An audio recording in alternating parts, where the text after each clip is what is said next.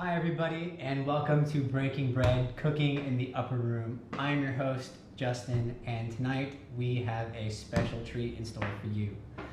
Today we're going to be cooking with another one of my favorite foods, with a little bit of a twist. Normally we've been cooking things here on the show that are about dinner, and today we're going to be cooking some breakfast. In fact, we're going to be cooking some breakfast tacos, and believe it or not, we're going to be making tacos with some eggs. So today we'll learn quite a bit about a very common food, actually one of the most common proteins found in the world. And here's an overview about our meal and our preparation for tonight. Let's go. Tonight we're going to be talking about eggs. Eggs are interesting. They are everywhere in our American culture. They've been in the all-encompassing American breakfast. Some of us eat these things every single day. What really are they? What's inside of them? Why are they different colors? And what's their journey from a chicken onto our plate? Tonight we're going to be making breakfast tacos with some eggs, beans, some tortillas, maybe a bit of onion in there, some cilantro, some avocado, and even some chorizo. So let's get cooking.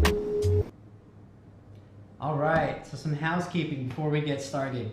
If you do have questions as we're going through our process cooking tonight, or any questions about any of our content, please leave them in the comments below. They will appear on the screen and I'll be able to read them and respond to them promptly.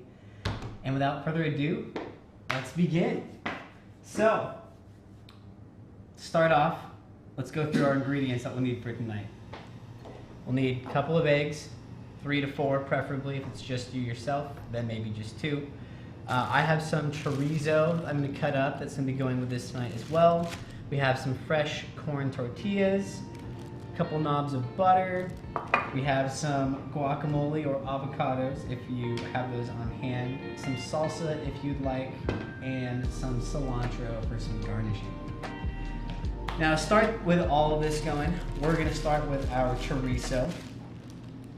Now, meats are delicious, but you do need to make sure that when you are cutting them on any surface, that your surface is clean and that you do not add other foods onto that surface afterwards, as you can contaminate your food, and we do not want cross-contamination.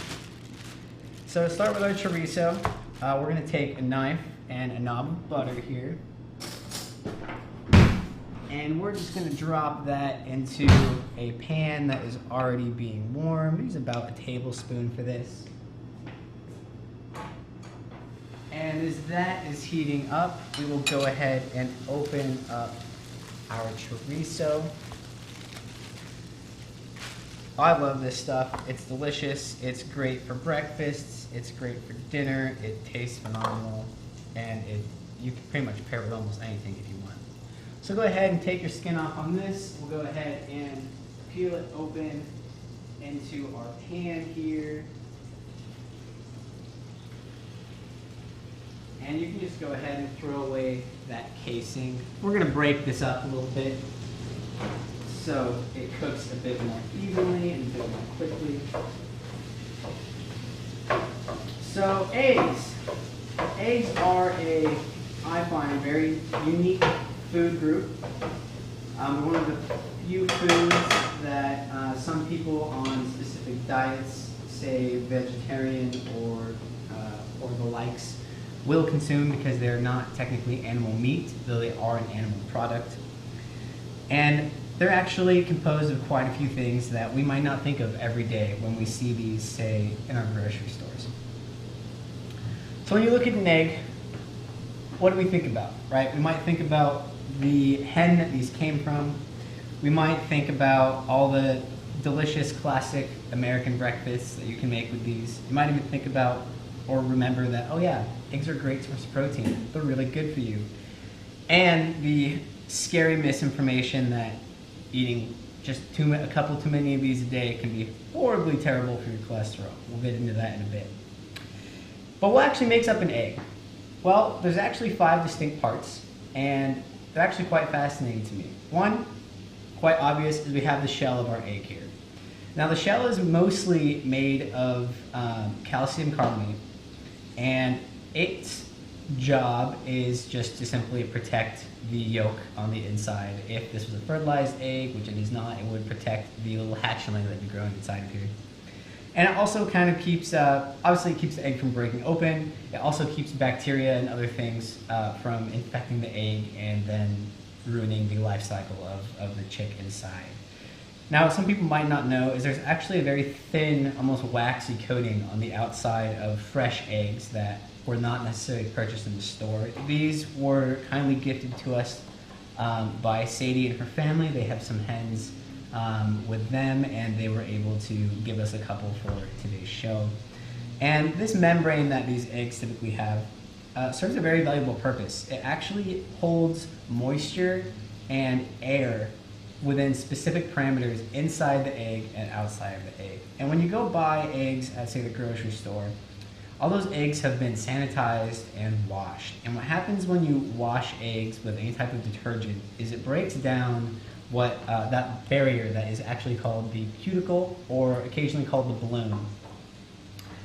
And when you break that bloom off of an egg, it then becomes a bit more open to the elements. They do need to stay refrigerated because the eggshells are actually porous. They have up to 17,000 tiny holes all around the shell, and air and moisture can move in and out through that. If the cuticle is no longer on the egg, it is much easier for bacteria and other contaminants to get into the egg, which makes them spoil faster, which is why we typically keep them in our refrigerators. Now, if you live somewhere near a farm, or you buy your eggs from a local farmer's market, or say you have chickens in your own backyard, they don't need to be refrigerated. They will actually last several weeks just on your counter. You can refrigerate them if you want. That extends their lifespan to about 4 weeks.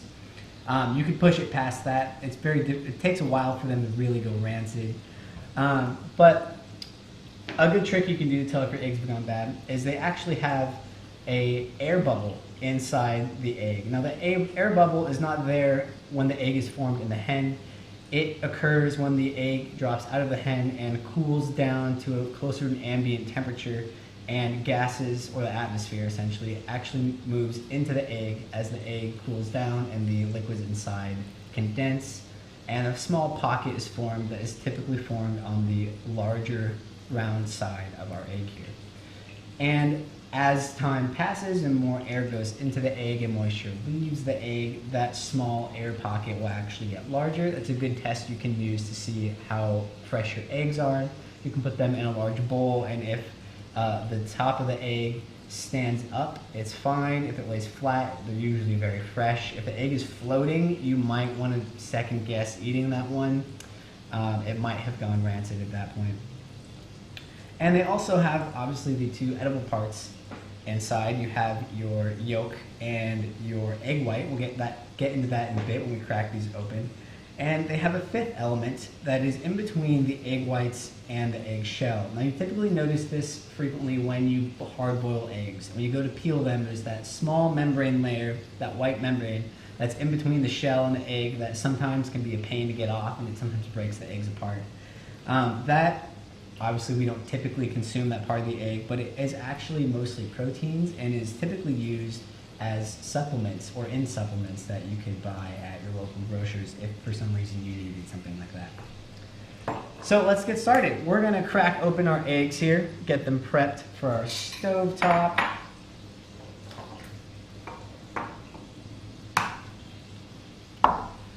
We're going to do all 3 of these tonight.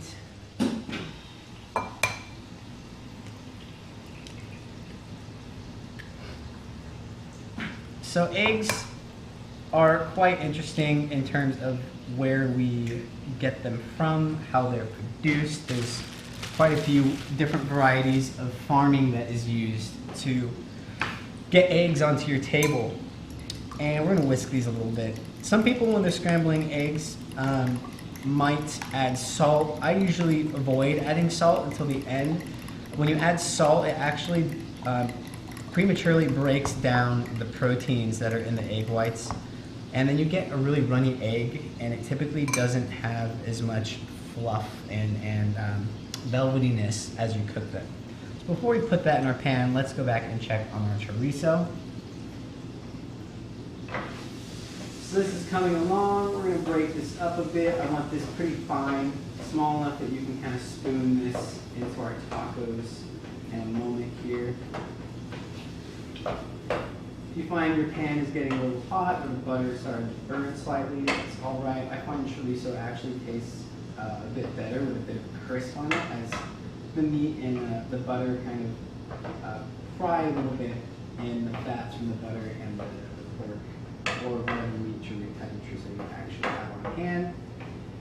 I do, to my right here, have some refried beans to go with this. You do not need the beans if you don't want. I actually quite like them in tacos. Some people have their preferences and they don't enjoy them. That's fine. I'll let that keep cooking a little bit. I'll start the eggs a little bit later because they don't take quite as fast. So actually, let's start heating up our tortillas.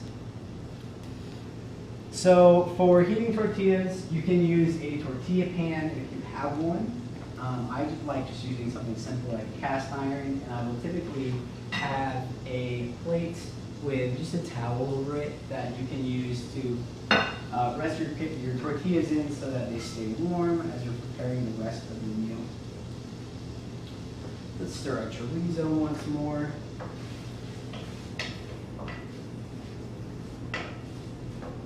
And we'll give our beans a short stir. I think beans are great. They're, I think, maybe obviously, maybe not. They're quite healthy for you. They're very delicious. They are a great source of protein. And typically, they can go with everything. You can make them in, you can put them in pretty much whatever you want. They're great just on their own. You can season them with anything to take on most flavors. They're just very, very versatile in the culinary world. So once your tortilla is getting a bit warm, flip it a few times, and then go ahead and place that in your towel-laden plate here. We'll get another couple of these going. So, eggs, the inside of the eggs, right? We have our yolk and we have our egg whites. And our egg whites are actually the leanest source of protein that you can find pretty much on the whole planet. And that goes for almost any type of egg, whether it's a poultry egg, whether it's like an ostrich or a chicken or a duck or anything like that. Also goes for fish eggs. Those actually have quite a bit of protein in them as well. They're quite good for you and they have a lot of nutrients. But for our egg whites, they are 90% water, 10% protein, and less than 1% essentially of any carbohydrate. So they have zero fat in them, which for any other protein, say even the meat of a chicken or the meat of a cow or pig, right? Most of these other animal proteins that we consume, you have to kind of consume quite a bit of fats to go along with that protein. Now, fat's not a bad thing. We need it in our diet. It's an important piece of nutrition for our own bodies. But, right, if you're eating a steak every day, it's probably not going to be too good for you. Same if you're eating, like carnitas. I love carnitas, but it's a lot of fat usually in those meats, and you don't want to be eating that all of the time. So they're typically one of the best sources of protein. The proteins do also change when you cook them. That's why an egg white firms up as it cooks and turns white. The old myth of raw eggs being great for athletes, the macho challenge, if you could drink the glass of the most amount of raw eggs. That myth was dispelled actually quite a few years ago in a couple of nutritional studies. The proteins are more bioavailable once they're cooked. Bioavailable meaning that when it's in your stomach, it is easier for your body to digest those proteins. Where if you eat just the raw eggs, your body won't absorb and digest as much of that protein, you'll pass it through, and then you're not getting as much out of what you're eating. And Jeanette, you did not know that, you didn't know, and you always had salt and pepper when I first whisked them. Yes, I actually found that out through a Gordon Ramsay video, of all places, about a year ago. And I started doing it, and I like it, I prefer it. I think the eggs cook a little bit more evenly, and it's great. So let's get back to our stovetop. We're gonna stir our chorizo once more. We'll flip this tortilla. Might have a bit some overcooking on this one going. Oh no, we're good still. It's warm enough now. And let's see, we'll put our eggs on low. So for scrambled eggs, which is what we're going to do with this recipe, you really want your eggs to cook long and slow. You can use any type of oil you like. I like using butter. It's not necessarily the healthiest option, but I think it gives us the best texture of our eggs when we're done.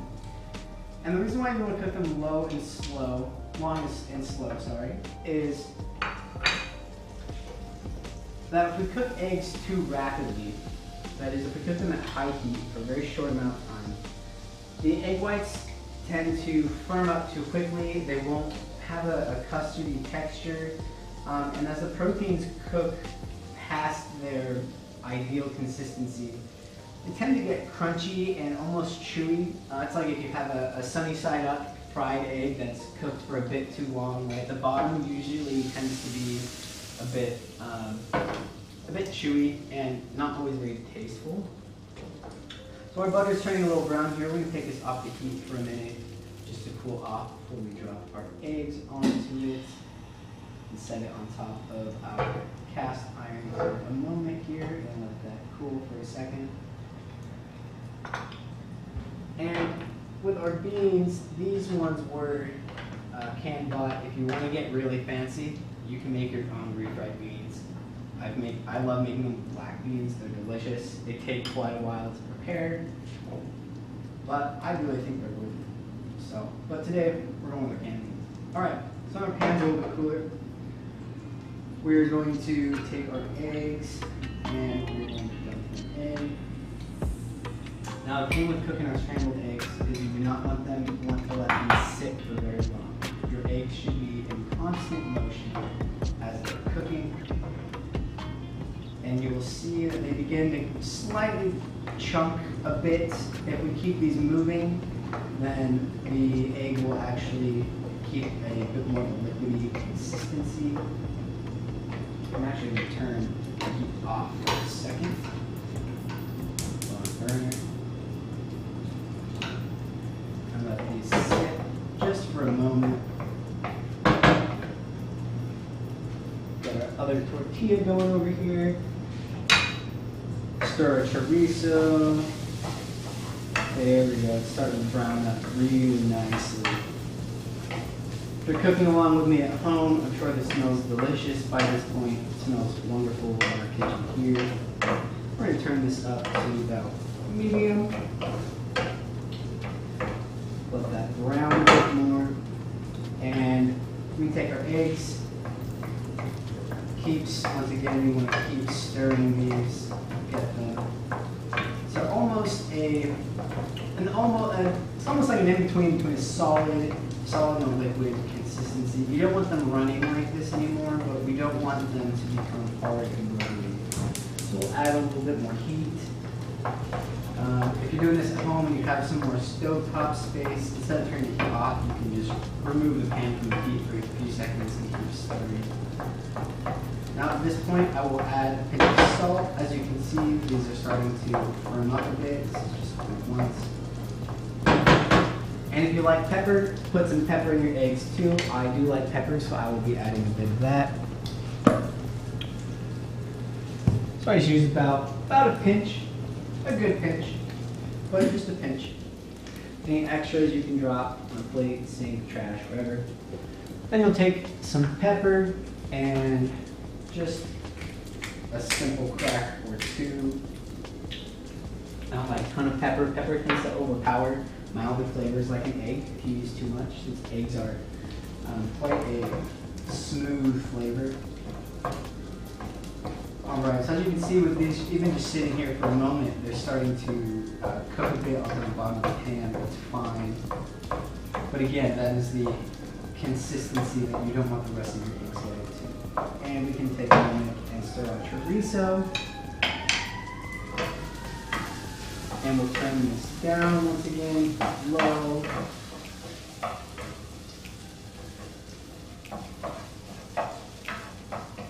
That's delicious.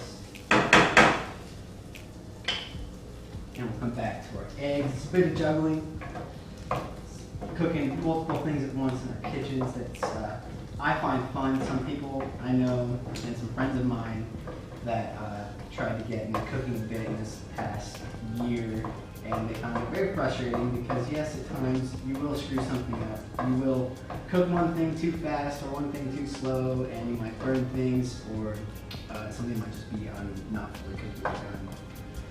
And it can be a pain, but once you get the hang of it, I think it's a lot of fun. So here we have our eggs. That's pretty much the perfect consistency, right? It's almost like I don't want to say jello, a jam maybe. It's spreadable, it's delicious, creamy. It looks velvety. It's still, you can still see flecks of or glints of moisture in there.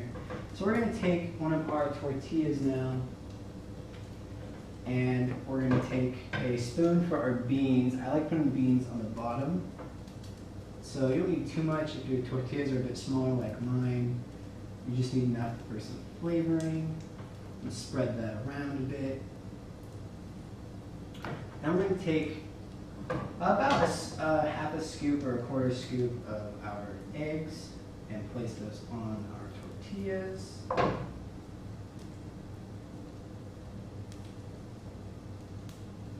And they should be nice and supple and a bit silky, so it should be easy to move them around without them falling apart on your tortilla.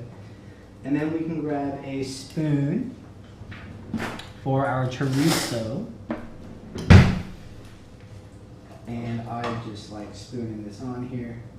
If your eggs are nice and moist, your chorizo will stick quite evenly to your egg, and also the beans will help hold that in place. And then we come over to our other station here, and I like to put some avocado on top of this. We have some guacamole here for tonight.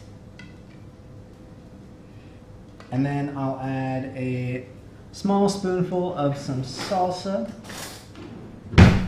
We have a salsa verde from our local Newport Back Bay grocer down the road from us. It's delicious. And then to top it off, we're going to add some freshly picked cilantro. Now, garnishings have a twofold purpose in the culinary world. One is, and this isn't in any specific order, one has typically just for looks, aesthetics, right? It looks nice.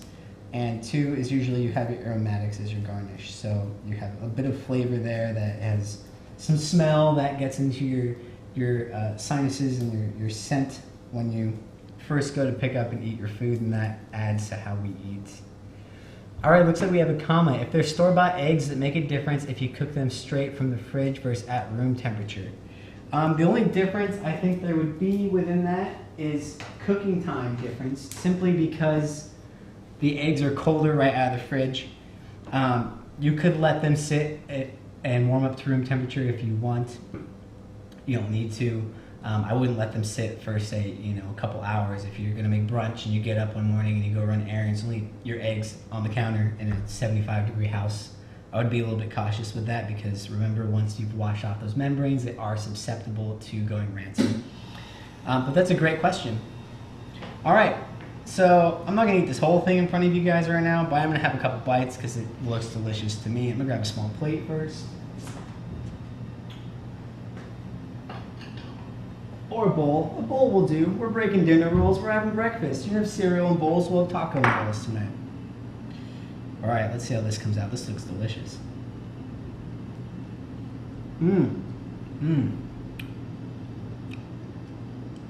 The eggs have that nice velvety texture. The chorizo has a delicious crunch. The smell of the cilantro as you take that first bite, it just enhances all the flavors. It freshens all the kind of denser, creamier flavors up, and the perfect chewiness in those corn tortillas. Flour works great too. I prefer corn. I think the texture is just a bit more appropriate for tacos in general. All right, so that's our meal. If you've been cooking along with me, feel free to sit, enjoy your food. We're gonna have a bit of a discussion here on further notes on eggs. Our past couple of episodes that we've done have focused a bit in the past on sustainability. Here at Harbor Christian Church, we like to pretty much stand for ethicality in all regards, specifically for people, but also that includes other animals and our planet. I know our population on our planet is obviously higher than it's ever been. It's kind of the way of, the way of humans, what we do. But finding a way to feed as many people as we have on the planet has always been a challenge. So of course you get mass farming, and that is useful in a lot of necessary means, right? It enables us to feed populations around the world. Eggs are one of the most consumed proteins on the planet. So of course we're gonna have tons and tons of eggs. But there's a couple different ways that you can go about farming for them. And some of them aren't that great. And unlike some other food regulations that we have for, say, pasture-raised cows, for example, the U.S. Agriculture Department, USDAG, the characteristics and clarity in what production values need to be met for egg production is not always really clear, and some things within their descriptions and hierarchies overlap. I know back in, I want to say it was the early 2000s, there were videos going around from PETA, which I believe is People for Ethical Treatment of Animals, and they were showing videos of chickens being housed in massive barns in what they call battery cages. And battery cages are small cages that they keep a couple of chickens in at a time, and they call them batteries because, like a battery, right, you have your positive and negative end, and when you put them in something to charge an electronic device, you're usually sitting opposite of each other. So these cages are the same way. They are designed to sit interchangeable of each other so that you can squeeze as many chickens into a small space as possible. Now that type of farming does one thing really, really well. You get a lot of eggs for a small piece of land, per se, right? You have hundreds of chickens, thousands of chickens per cubic meter of space in one of these farms. So from a product perspective, you're getting a lot of product. But the unfortunate side effect of that is you also get a lot of unhealthy and sick chickens. And unhealthy and sick chickens leads to diseased eggs, leads to salmonella outbreaks, leads to really just an inferior product. Like any other animal, a stressed out animal, like our own bodies, our human bodies, when our bodies are stressed, they don't function optimally, and your body reserves energy to be put into basically survival resources. So you'll stop processing any food you have in your digestive tract. Your need for water and food, your appetite will diminish. Your body really just does its best to survive, right? It thinks we're having to run away from some great threat. Small animals, and any animal for that matter, their bodies do the same thing, fight or flight mode. You get hundreds and hundreds of thousands of these birds under one roof and just a mess hall of chaos, and they're stressed out. They occasionally peck at each other. They'll occasionally actually use cannibalism to deal with their stress. It's an unfortunate side effect of having stressed animals in very confined spaces. Fortunately, in 2009, I believe it's 2009, the EU banned battery cages from being used in farming as it was deemed unethical and also not quite the standard in terms of health code for food production. In the United States, battery cages have also been banned, though caged farming is still a popular use of farming. And within our ratings in the United States, we have a couple different ratings that we tend to use here. And you'll find this whether you're at, an Albertsons, a Vons, you'll see a wider selection if you're at like a Whole Foods. But typically you have your basic gray cardboard box of carton of eggs that just says eggs, grade AA, or A, or grade B. Usually you won't find grade B in grocery stores very frequently, but occasionally you will. And when those have no descriptors on it, and they're all just white, thin-looking shells, you can be pretty certain that those came from a high-capacity, crunched-in farmhouse somewhere. that's really only focused on high product production. And depending on where you stand on that ethical line, it's really not a great, I don't think personally, it's a great business a great business to add your money into and to continue pushing forward. There's much better options that aren't much more cost ineffective, we'll say, for a business than high density caged farming. In these high density cage farms, you usually have a barn house that, at least here in Orange County, I don't know if any of you have been to the OC Fair, there's a massive barn house where they keep livestock and stuff during the fair time. You usually find a building about that size, potentially multiple buildings that size, depending on how big the farm is, full of chickens, where the chickens have less than 1.25 square feet of space per chicken.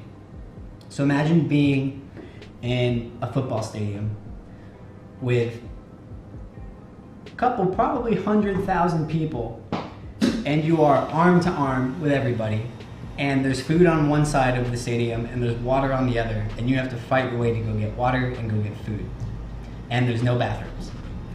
That's what these large chicken farms tend to be. And unfortunately, we typically see cage-free as an advertisement in a lot of egg cartons.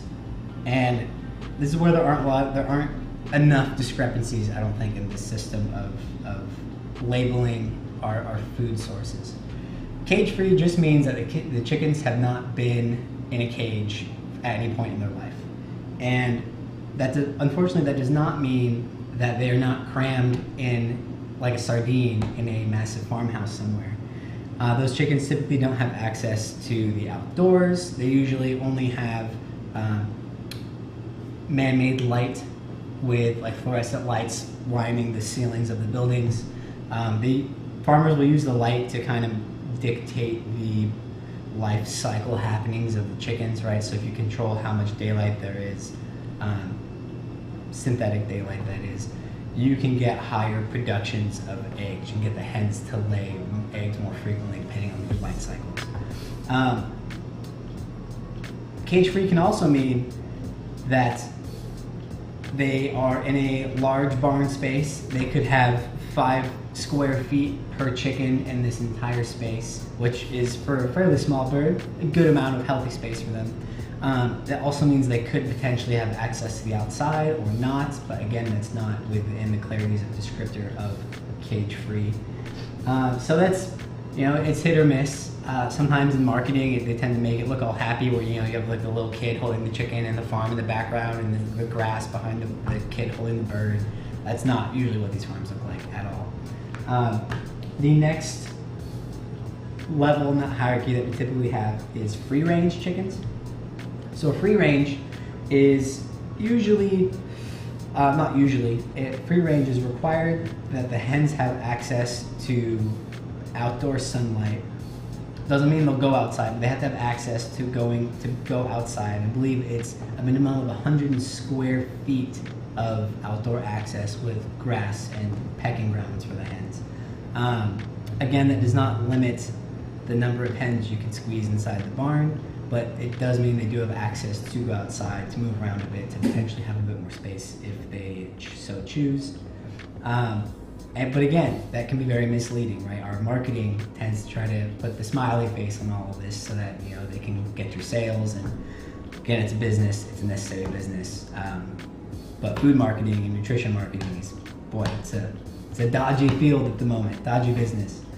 And so that's pretty decent. The top level also find the most expensive ones, mostly because you have to maintain the land, and obviously they're using more land per chicken, so it is a bit more expensive to raise chickens this way. But that is pasture raised. So pasture raised farming means that the chickens are outside a minimum of 6 hours a day. They have access to, I believe it is 2.75 square feet of open grass. So it could be, you could have a small coop in the side of a large yard somewhere that could house a couple hundred chickens, and maybe they have a couple hundred square foot space that they can roam around in during the day. They are typically put back into the coops in the evening just because you want to keep your birds alive, and predators will prey on your birds in the night, like coyotes and other large prey animals.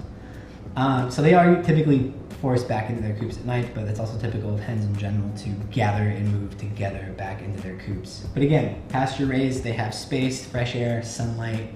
They're also typically fed better.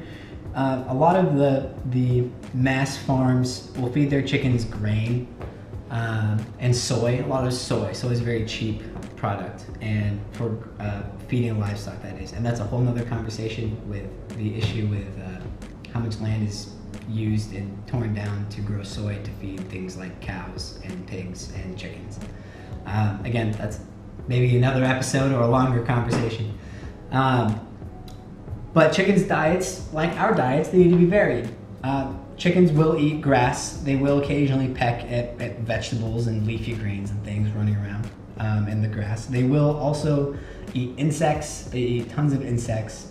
They don't typically eat other meat, but they do need seeds, sources of protein, again, that's typically found in insects, and getting their vitamins and stuff through pecking at vegetation around the area they live. And these large farms, the caged farms, we'll use that as the example, they're usually fed soy, grain, and corn. Now those things aren't invariably bad, but if that's all the chickens are eating, you're gonna wind up with some unhealthy hens. Now they might give you the product you want, obviously, because these farms are actually quite common and they produce tons and tons of eggs. But is it the best quality egg? Probably not. Probably not going to have as much flavor. The yolks will be different colors. The yolk color usually will vary with the diet of the chickens. A chicken that eats more varied foods will typically get more foods that have literally colors in them, right? So like if we eat much more varied diet, it's going to be healthier. If you look at a dinner plate and there isn't a lot of color on your plate, right? You're usually not having a very varied diet. Hens the same way, you give them a varied diet, you can see that in their yolks. The yolks will typically have a deep, rich yellow or almost orange color. As you saw with our eggs tonight, when we cooked those and broke those open, they were quite a rich yellow. They used to use food dyes in chicken feed to get the yolks to be deeper colors so you could sell them for more. That's been banned now because food dyes usually aren't great for consumption as it is. But anyways, yeah, so varied diets with pasture raised, you get a healthier chicken, healthier egg. The protein content in the egg tends to be a little bit higher. It tends to be more minerals in the egg simply because the hen has more minerals moving through its body as it's producing the eggs and laying them. And we were fortunate enough tonight to, like I said in the beginning, get some eggs from the Collenbergs, from the hens that they have. And here now we're going to show you a short clip and a conversation from our pastor Sadie about the process that they go through every day collecting their eggs and tending to their chickens. Tyler? In search of answers to our many questions surrounding eggs, the Breaking Bread production team chose to speak with a local expert. So we headed down to Harbor's very own parsonage where Pastor Sadie lives and keeps several chickens of her own. She was happy to answer our questions, introduce us to her chickens, and provide us with some eggs for tonight's meal. So Sadie, what do you normally do in your routines for tending to your chickens when you're collecting your eggs?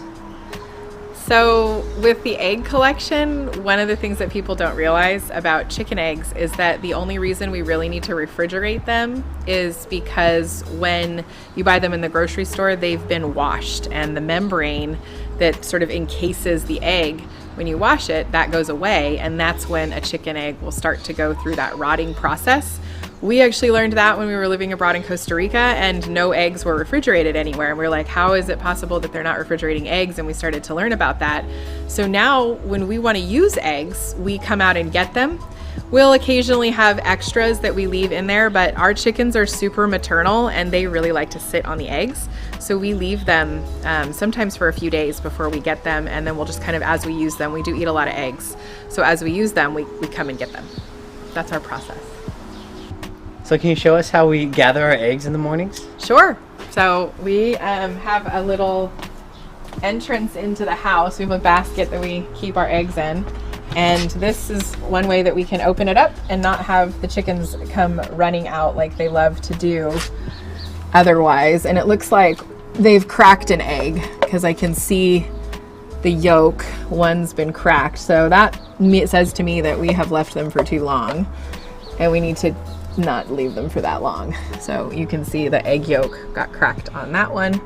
And that's really what causes the biggest mess when we're doing our egg collection. Sometimes they'll get other messes on them like mud or poop, but for the most part it's just a cracked egg that will create the big mess. So you can see they're really pretty clean other than the cracked egg. So do you notice that there's any difference in the flavor or the looks of the eggs when you have the chickens on a different diet? Yeah, we make sure that they get all the right vitamins and nutrients because we use a feed. And so we don't have to worry about whether their shells are going to be enough, but you definitely need to have some sort of calcium.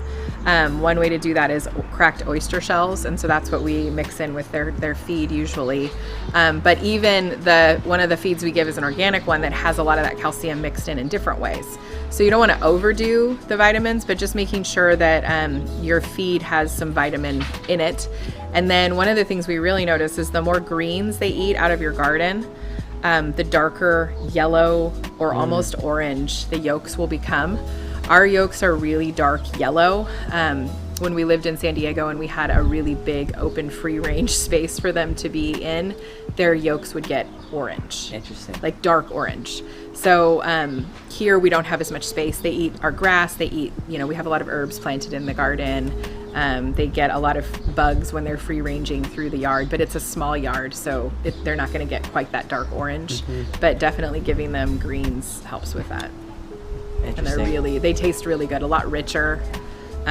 We've even made eggs for people before and they're like, what are these? Like, did you put something in them? And it's just like, no, that's just the color of the yolks when you give your chickens good stuff. So. And I can vouch for their flavor. They taste fantastic. Much better than what you typically get off the shelf at the grocery store. Yeah. So what would you say is the most difficult and the easiest part about just having and taking care of these animals? Thank you. I think the easiest part is that they're just really fun to have around. And so once we set up our system here with the gates that open, at first we were just kind of using netting and then it was a real pain to have to get in and out. So really what I would say is if you set your space up right, they're not that hard to have as pets. If you don't have an area of your yard that they're easy to contain in, then you're gonna get really annoyed because they poop wherever they go. They were, for a while when we first got them, because again in San Diego we had such a big yard that we just kind of had to keep them off our porch, and it didn't matter if they were out in our acre space if they pooped here and there. But in this smaller yard, we don't want that, and they were getting up on our patio table and they were just driving us crazy. One of them even got into our house one time, the most adventurous of the lot. Her name is Petunia, and she got into our house one time. And those just are things that, if you don't want that, then all you got to do is set your space up beforehand. So we have it where they just have like a run behind this garage and then along the other side, and it's actually quite a bit of square footage, but it doesn't bother us. They do make a little noise, and sometimes neighbors maybe don't like that, but for the most part, they're pretty clean. They do poop a lot, but their poop is whatever you feed them. So if you're giving them a really high quality diet, then it doesn't really matter for them to mash it into the dirt. And actually our soil back here has gotten better. It would eventually get too acidic, so we'd have to amend it if we were gonna try to grow something there. But chicken poop is really not that big of a deal. So there's really not too many downsides to having them other than just making sure that you have your space set beforehand. Awesome. Well, thank you so much, Sadie. This is awesome for me to be able to learn about all of this, and it's great to see it happening in the backyard of our own parsonage here at Harbor. And you're welcome. Yeah, well, let's get cooking. All right. Sounds good. All right, welcome back. I hope you enjoyed that sneak peek into a bit of what it's like to have chickens in your own backyard. If you have the space, it's quite easy to set up. It's quite cheap to set up if you want to do it. If you want the freshest eggs possible, you can't beat having a couple of hens in your backyard. I think those chickens are great. I think they're adorable. They're also just fun. They run around the yard and they chat at each other and squawk, and It's entertaining. It's fun. You get some good food. It's fantastic. We have a question. I buy Vital Farms pasture-raised eggs. You recommend a better brand? No, actually. Vital Farms is actually one of the top farms in the nation where you can get pasture-raised, ethically handled hens and their eggs. If you want something fresher and you want to, it might be a little bit out of the way, it's not going to be your typical grocery run, but go to farmers markets. You can easily look up through your city's website local farmers markets that they have around town, and each farmers market stand usually has their own page on city websites, and it will tell you the list of vendors that are usually there on a given day. And you can go through there and see, okay, where, what days and what locations are there local egg farmers. That's the best way to get the freshest eggs. You're also supporting your local economy, your local farmers. It's also from a ecological standpoint. The eggs don't have to travel very far to get to you. They're not being packaged in a machine and then flown across the country, or driven across the country. It's a bit more eco-friendly to go purchase things that way. Look, we have another question. What is your ultimate favorite egg recipe? I'd say I have two. And they're simple. First one is exactly how we cook the eggs tonight. I think low and slow with a bit of butter and a pinch of salt at the end. And just that for breakfast, delicious. I think the texture and the taste surpasses, having like a sunny side up egg on a piece of toast. The second way is omelets. I love omelets, and they're an easy way to get your protein and your vegetables and lots of other nutrients in one dish. Takes 5 minutes on the stovetop, one dish to clean, and you're good to go. Lauren asks, is it true that a darker yolk is better nutrition? Not always. It typically will be a sign of a healthier, more optimal egg, though it is not always the case. Again, for clear transparency on what is in the eggs, see if you can find the farm the eggs are coming from and figure out what they're feeding their chickens. That's number one for finding what's in the eggs. You can usually give chickens quite a varied diet, and depending on what that diet consists of, their eggs might not be super dark orange. As you saw with the eggs we got from the Colenbers, those yolks were quite yellow and very rich yellow, but they weren't necessarily a deep orange. Now, I've had some eggs from their hens that have been orange, and whether that meant they were let out more and ate more if they were foraging more around the yard, maybe they ate more mealworms that week, I don't know. But typically, if you have a very pale, almost translucent yolk, it's probably not an ideal egg. So great questions, thank you all. And I guess last but not least, if you do want chickens in your yard, the internet, YouTube, there's tons of homesteading videos on YouTube that talk about raising chickens. Obviously, you don't need to go full homestead if you're here in Orange County. You can if you want. Might need to check with some local municipalities with that. But the internet's chock full of information on raising chickens. You don't need a ton. You don't even need to have a rooster with them. You can if you want, but it's usually kind of advised against. Some cities won't actually allow them because they stereotypically will scream in the mornings and wake everybody up. But for a basic roost for your hens, you could build one with supplies from a supply store for probably $100.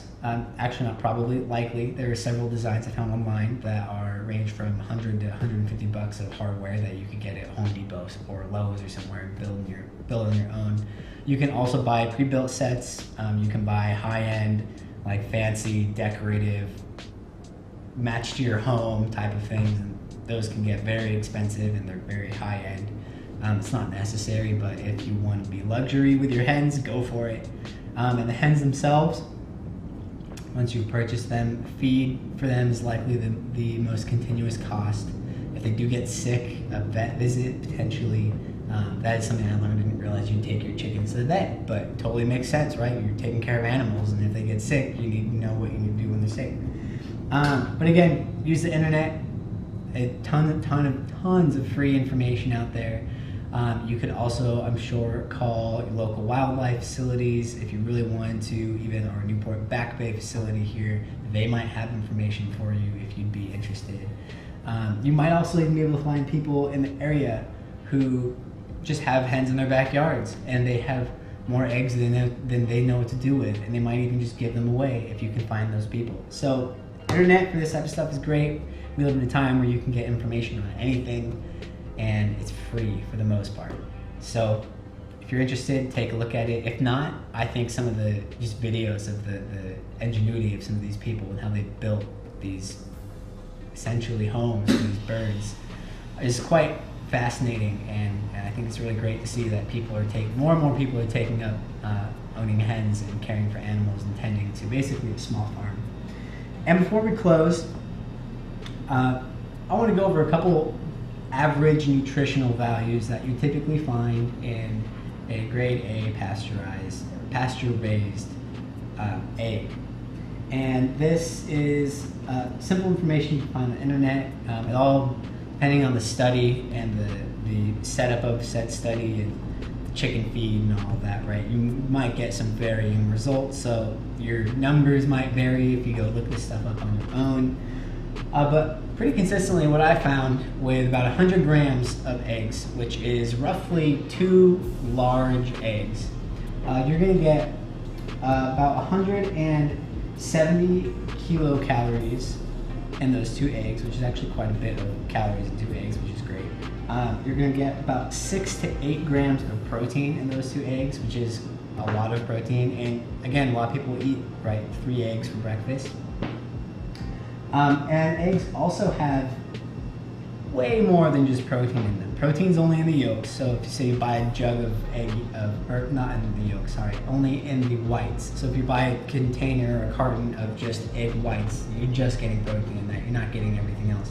But the yolks contain pretty much everything that's needed for sustaining life. I think that makes sense considering it's an egg, and if it was fertilized, it turned into a small chick. But for the vitamin content, and I have a list here, so bear with me for a moment, you're going to get about 19% of your daily necessary intake of vitamin A, 16% of your D vitamin, or B vitamins, thiamine, 42, almost half of your daily value of riboflavin, which is B2. You're going to get a quarter, so about 28% of pantothenic acid, B5.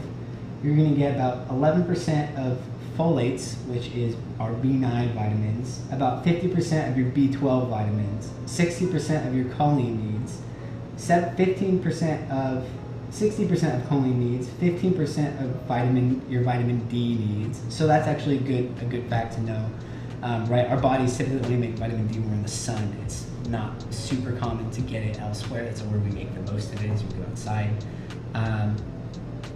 But you can get some of that vitamin through just eating a couple of eggs every couple of mornings. You also get about 7% of vitamin E. It does mention you get a bit of vitamin K, but it's less than 1%, so you're better off just eating a banana or 2. And they also are full of a lot of minerals. You get about 10% of your iron, phosphorus, potassium, and magnesium, sodium, and zinc needs through just 2 eggs in the mornings.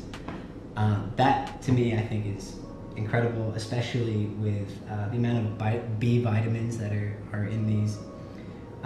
Vitamins are a vital source of nutrients for our bodies.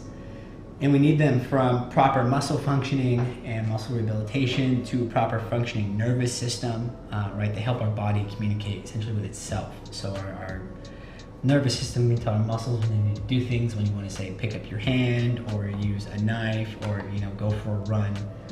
Also very important in keeping chemical track of needs in our bodies, right? If we're low on vitamins, our bodies can't do the processes necessary to clean out toxins, to help filter our blood, to clean out our intestines. All these vitamins are important for the functioning of our cells so that our bodies properly can be moved through the world in a healthy way.